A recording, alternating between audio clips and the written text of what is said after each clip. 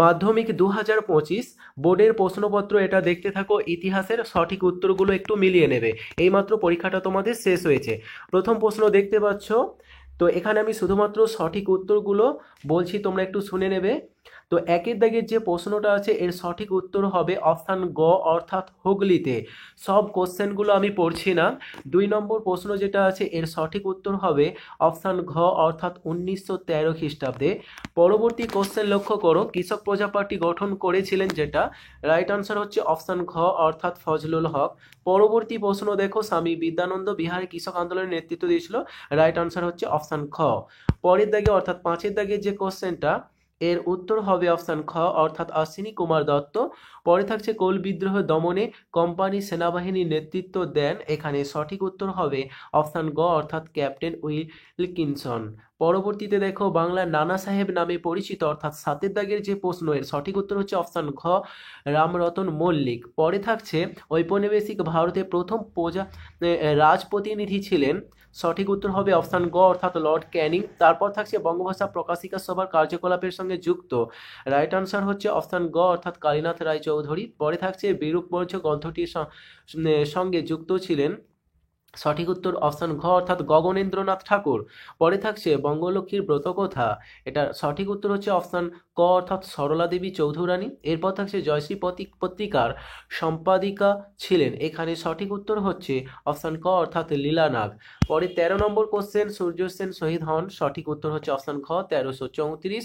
British parliament ভারতীয় স্বাধীনতা আইন পাস করে, এটা সঠিক উত্তর হচ্ছে অপশান তোমাদের এখানে অপশান খ অর্থাৎ 18 জুলাই 1947 খ্রিস্টাব্দে। পরে থাকছে রাজ্য পুনর্গঠন কমিশনের সভাপতি ছিলেন, 15 নম্বর কোশ্চেনের সঠিক উত্তর হচ্ছে অপশান ঘ ফজল আলী। তারপর থাকছে প্রথম বাংলা দৈনিক সংবাদপত্রটি হলো, এখানে সঠিক উত্তর হচ্ছে অপশান গ সংবাদ প্রভাকর। বঙ্গদর্শন প্রথম প্রকাশিত হয়, সঠিক উত্তর হচ্ছে অপশান ঘ 1872 খ্রিস্টাব্দে। হিন্দু মেট্রোপলিটন কলেজ প্রতিষ্ঠা করে, সঠিক উত্তর অপশান গ অর্থাৎ বিদ্যাসাগর। এরপর থাকছে 19 নম্বর কলকাতা মেডিকেল কলেজ প্রতিষ্ঠার জন্য জমিদান করেছিল কে, তো এখানে সঠিক উত্তর হচ্ছে অপশান ঘ মতিলাল শীল। পরে থাকছে দ্য রিফর্মার পত্রিকার সম্পাদক ছিলেন, সঠিক উত্তর অপশান ঘ অর্থাৎ প্রসন্ন কুমার ঠাকুর।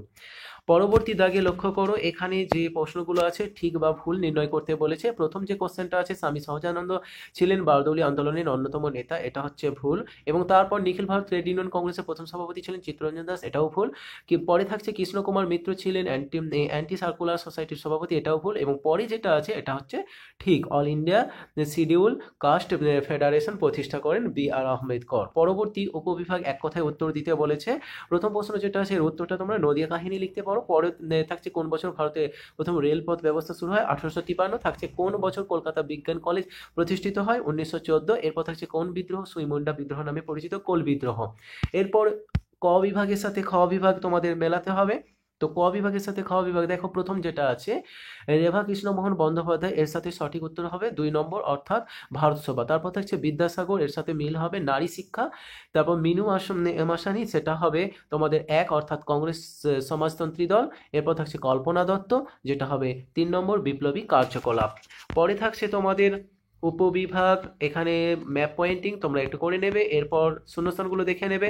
এরপর থাকছে ব্যাখ্যা, তো 1-এর দাগের যে ব্যাখ্যা সঠিক হবে সেটা হচ্ছে 3। 2-এর দাগের যে প্রশ্নটা আছে এর ব্যাখ্যাটা হবে তোমাদের 2। পরবর্তী ব্যাখ্যাগুলো একটু লক্ষ্য করে নাও। পরের ব্যাখ্যা তোমরা একটু 3 নম্বর এবং পরবর্তী ব্যাখ্যাটা হবে আবার 3। পরে তোমাদের গ বিভাগে তোমাদের যেগুলো আছে 2 নম্বরের প্রশ্ন, তো দেখতে থাকো।